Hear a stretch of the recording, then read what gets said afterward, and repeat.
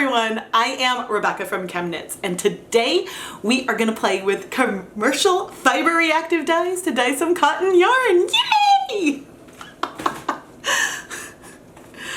I am going to draw from a technique that I saw on Dharma Trading Company's website, the sandwich bag method, which I think should help us create a really awesome, tonal, uneven, colored yarn, and I am so excited. But before I talk more about the technique, I would like to give a huge shout out and thank you to today's lab partner, Anjanette. Anjanette, thank you so much for being my lab partner today, and I really hope you're going to love this yarn. Now, I've dyed a lot of cotton over the years, but I do have limited experience using commercial fiber reactive dyes. And I'm not yet that comfortable going sort of completely off book in the way that I am comfortable with acid dyes, dyeing wool-based yarns, where I know that if you combine acid, heat, dye, and the yarn, however you put them together, you could end up with something really fun. Fiber reactive dyes don't dissolve completely, and so I'm just not as familiar with it yet, so therefore I think I just need to go and play around with different techniques. The sandwich bag technique involves adding a pre-soaked shirt, or in our case yarn, to a bag, then pouring in some fiber reactive dye powder mixed with soda ash and maybe urea, and then maybe adding some water and squishing things up to get a fun tonal yarn. And this sounds really awesome, and I'm really excited to jump into it. Today we are going to dye 200 grams of the Knit Picks Cotton Boucle yarn. This yarn is 100% Tangoise cotton, and you can see as far as a boucle goes, this yarn is really one thin ply and one thick ply of cotton spun together. It's not very bumpy with a lot of loops like some other boucles, but it dyes up beautifully, and I am super excited. I have pre-soaked the yarn in some plain tap water for about 24 hours. There's a chance there's some dry spots because I haven't been moving it around very much, but if there are, we're doing a long timescale based technique, so I'm not that concerned. I thought it would be fun to just show the tutorial that I am talking about. So this is the bread bag tutorial, and they actually use a bread bag for the technique. I will be using a gallon Ziploc bag because I know that has no holes in it, and we actually reuse our bread bags as lunch bags. So we don't have any extra around. But basically, we will be mixing our dye with soda ash. I'm going to leave urea out, even though it's part of the instructions, because I'm not sure how necessary urea is. Please correct me down in the comments below if it is really essential. I think it helps with the solubility, but there's some other techniques that I'd like to try without urea, so that's why I think we're not going to use it. But we're going to add the dye to the bag, add a little bit of water, and then sort of squish things around until we're satisfied. And so that sounds really fun. The bread bag instructions didn't talk about the ratio of dye to soda ash. And so it looks like for our yellow, we would want a ratio of 1 volume of soda ash to 2 volumes of our dye. So if we're using teaspoons, 1 teaspoon of soda ash to 2 teaspoons of our yellow. If we were using black, which I think is a double asterisk dye, then we would be using this 8. So they do have good recommendations on which dyes you need more of to achieve the color. I have no idea how much dye to use because unlike with acid dyes where they typically absorb completely, so your recipes, you're really thinking about the total number of grams of dye per grams of yarn. But with fiber reactive dyes, you do have to take the amount of water that you have into account, because fiber reactive dyes can react with water. So if you're doing something with a much greater volume of water, you're probably going to need more dye than for something like we're doing where we're directly applying the dye powder to the yarn. So Dharma has this fiber reactive dyes yield estimator, and the only real thing I want to point out is that the on-weight of goods that they talk about here is grams of dye per pound of fabric, not per 100 grams of yarn.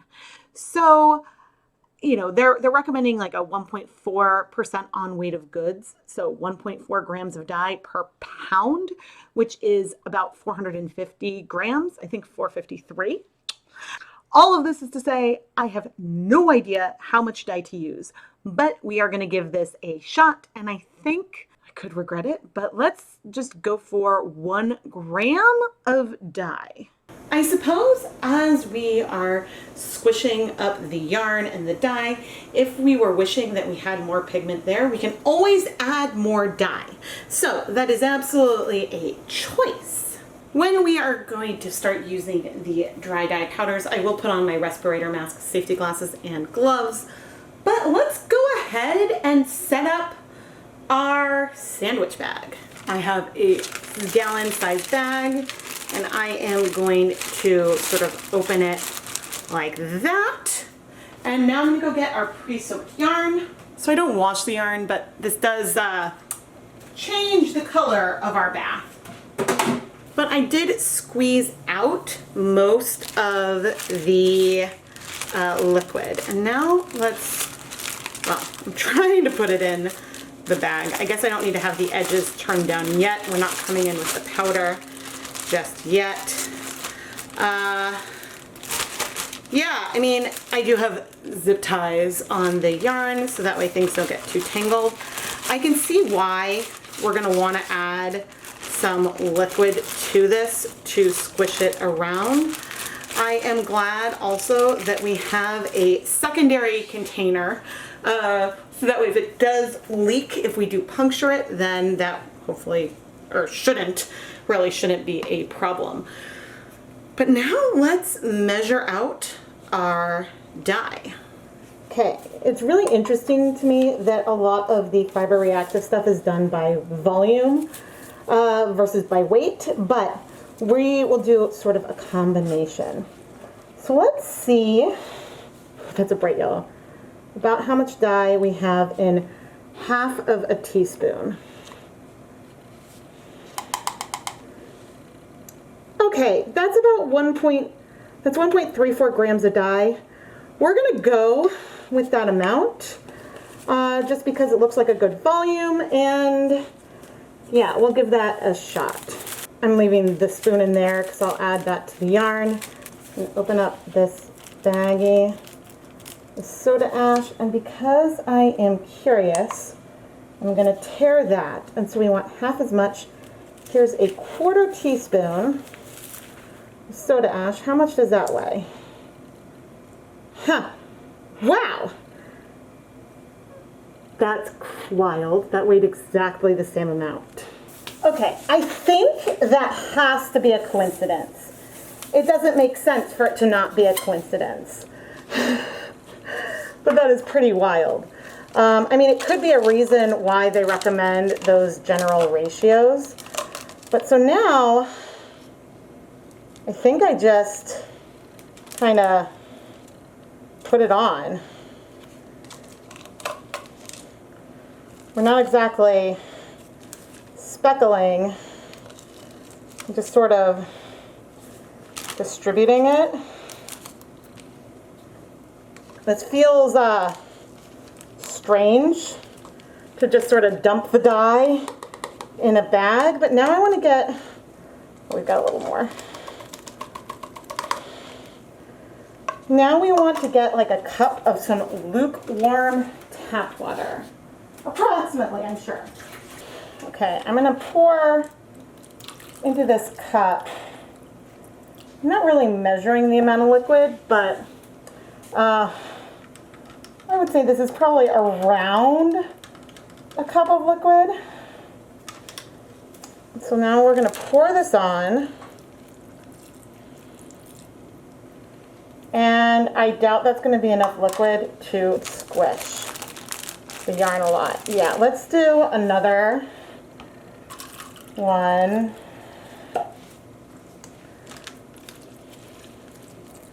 And add that in. Okay. Now we are going to close the bag. Close it more. We want little air in there as possible. And ooh, we already have some decent, okay, there's still too much air. Some decent penetration of color.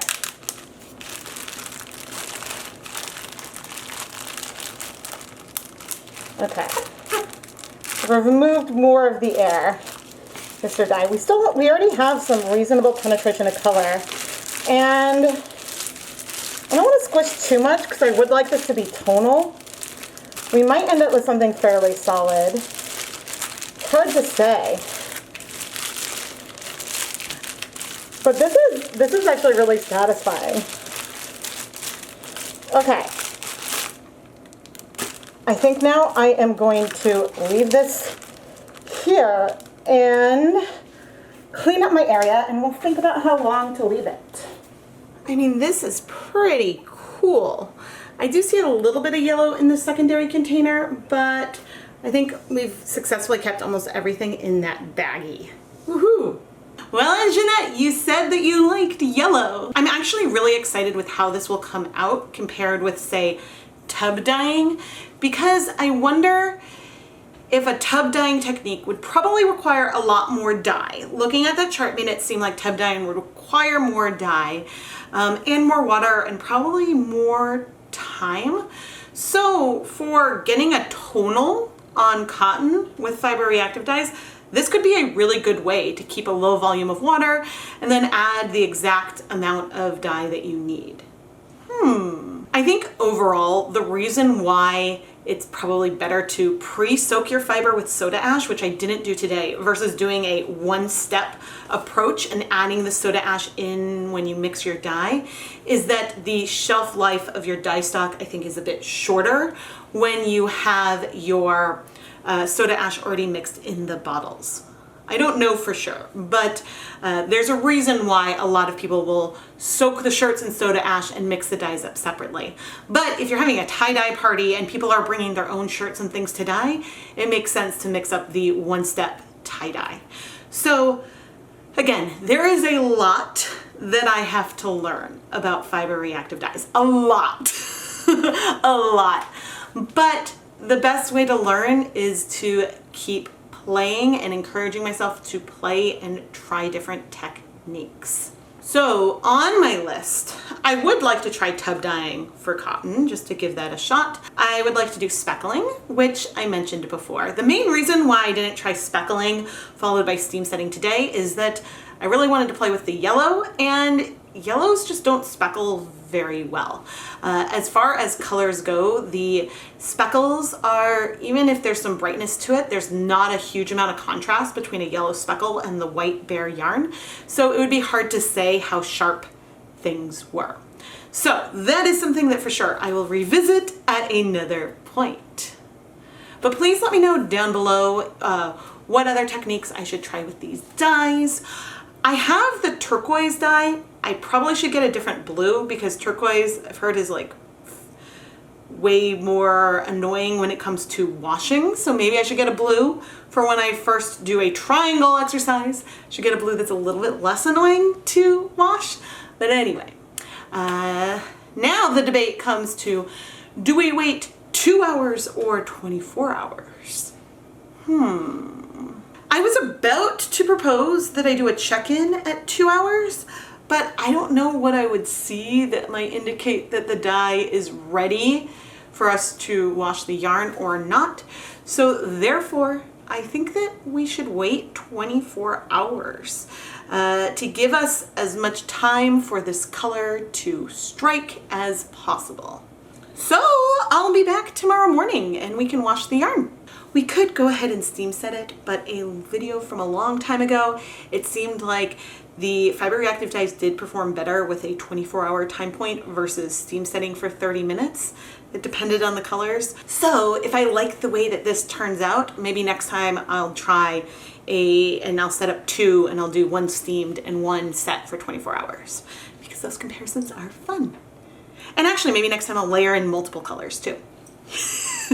Lots of ideas for me to write down. I don't think because of the condensation in the bag you can appreciate how vibrant this yellow feels. Okay, here is a yellow tip of a Crayola marker. So it's not quite as dark, but it is a very bright yellow.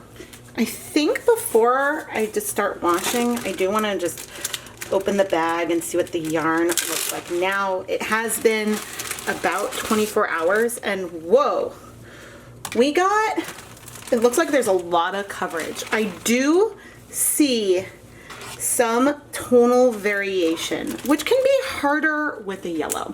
I do have a video on doing different depths of shade of yellow with acid dyes, and sort of in that video I talk about how different intensities of yellow can still look really, really similar.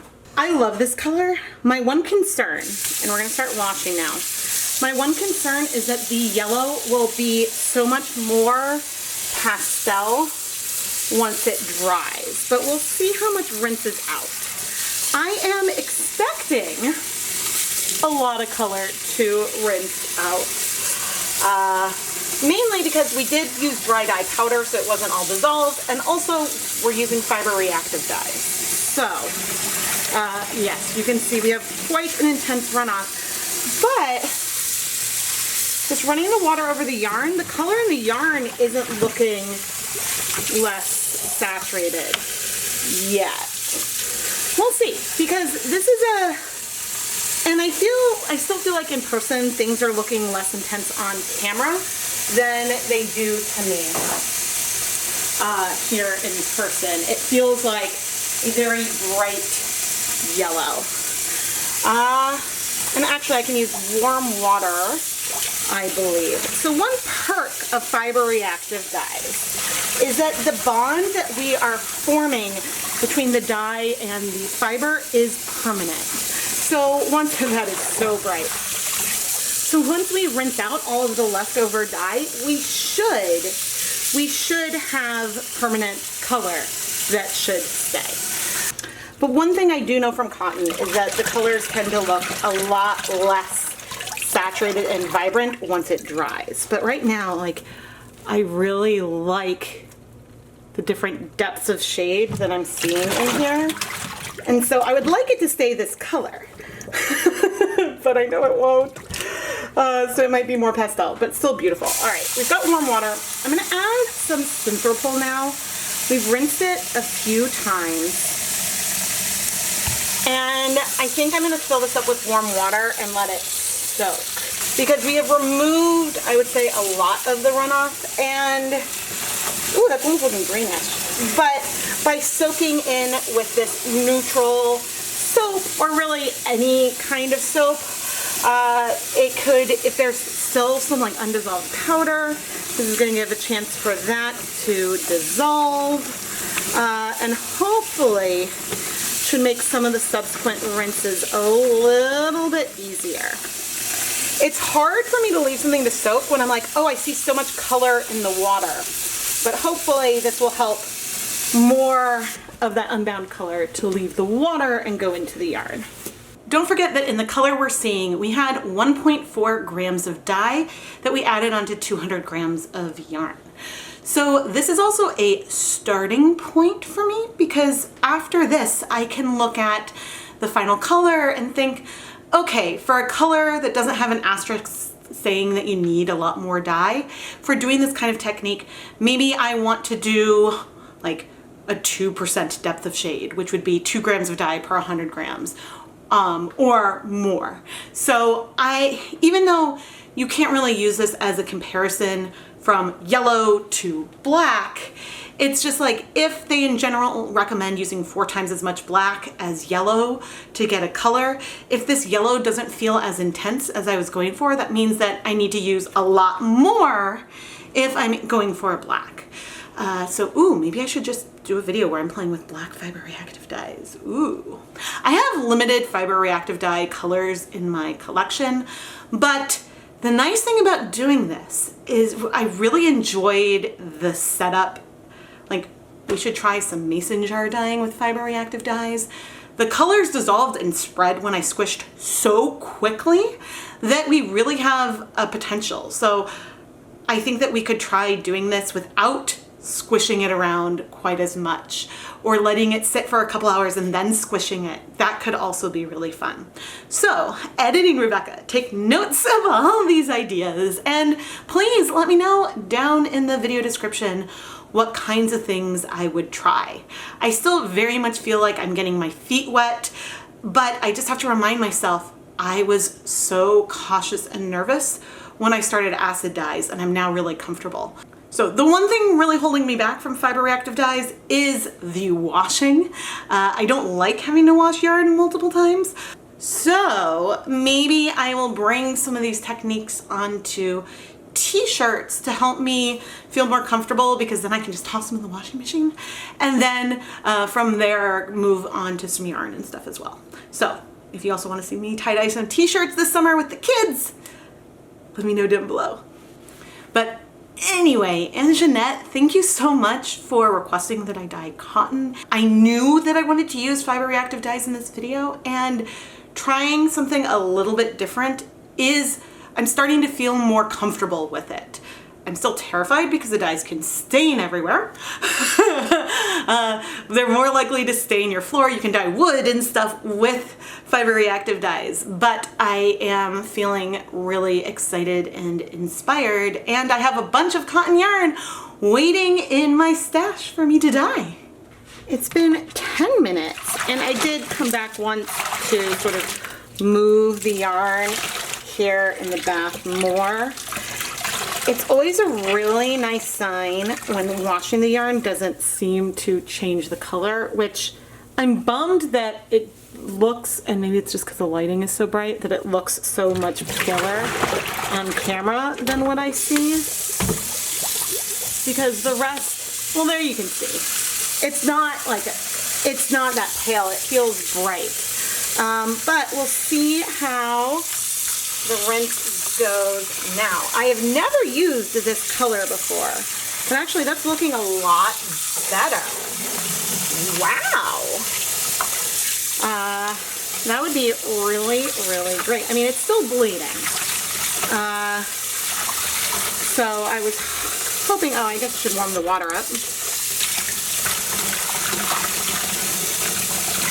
It's significantly less color than there was before, but there's still a fair amount of color. So I think I'm probably going to soak this for a little bit yet again and do a few more rinses, and then I'll come back and share how the rinsing is going with all of you. I feel like this happens all the time, that I'm like, okay, I'm gonna go rinse off camera. So this is just that same soak I was talking about. I haven't waited very long yet, but there is very, very little color. So with what I have just shown on camera, that did remove the majority of the excess dye. I am going to continue to let this soak, and then I think I will rinse it a couple more times since the water's basically clear. But I'm going to show you what the yarn looks like before and after I put it in the spin dryer. Here is the yarn right before I go and put it in the spin dryer. And here it is just out of the spin dryer, but still damp. And I'm happy to say, I still feel a brightness to it. I think, again, the camera is not doing the yellow justice, but hopefully some of these brights for this yellow tonal will remain after it dries. So again, it's not as bright as or not as like deep. It's a brighter yellow than the cap of a yellow Crayola marker. But for comparison, there we go. Oh, AJ, I think you are going to love this yarn. I don't know how well this is coming through on camera still, but we have a glorious tonal yellow with some more pale buttery hints to a very, very bright yellow. I think that this is the most intense yellow I have ever dyed on cotton. Bringing back our Crayola marker that I have used before many times. This Crayola marker is more mustard. I feel like this yellow dye is brighter, not quite like highlighter bright or something, but there's less orange in it. It is a very sunny yellow hue. if I pull back, I feel like you can appreciate some more of the tonal nature a little bit with the lighter and deeper patches. I think that if we had done this with a purple or something that wasn't yellow, we might have had some speckles or, I mean, I don't know. I don't know if we would have seen speckles or not, but we might have seen more extreme variation in the color or been able to see things that felt a little less smooth. But that also could be based on how much you squeeze that bag after you add that liquid in. So I am extremely satisfied with these results. I would like to try this on t-shirts. I would like to try this, goodness, so I want to try this on shirts.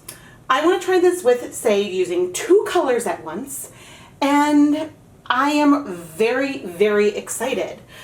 I think that something about just mixing the dye and then putting it all in the bag made me feel like, I don't know, it made me feel less nervous about spilling and staining. And so this one project actually is making me feel a lot more comfortable with the fiber reactive dyes, which is really, again, just something I need to play with more so that way I can get a really good handle on them. I know some of you dye a lot more cotton yarn or cotton fiber than I do, so please, if you have tips, leave it down below. But I was really unsure how to try to best do a kettle-dyed tonal yarn on cotton, mainly because I know so much is dependent on the concentration of the dye. When you're using acid dyes, the dyes, since they exhaust on the yarn, which means that all of the dye in your liquid will bind to the yarn eventually, therefore the volume of water you have things mixed in doesn't matter that much for the final color. It matters for how even the color is or how tonal and the technique, but for the total amount of dye that goes onto the yarn, the volume isn't important. With fiber reactive dyes, that concentration is much more important because when you dilute the dyes, since the dyes can react with water, you are going to have a paler color. And this is where I don't have a great feel for these fiber reactive dyes yet, because with certain techniques, then you need to use a lot more dye to get the same color depending on the volume. So I'm not sure the best way to kettle dye. And this cold technique worked amazing. So yeah, that's another project I want to do. Side by side, the sandwich bag technique, heat set one, wash it, heat set one, let it sit 24 hours, and then leave one to just sit 24 hours. Actually, I suppose I should do 4, so then I can do one that I don't heat set and let it sit for 30 minutes. So I have that whole, all my controls covered. But anyway, that is a project for another day. And Jeanette, AJ, thank you so much for being my lab partner today.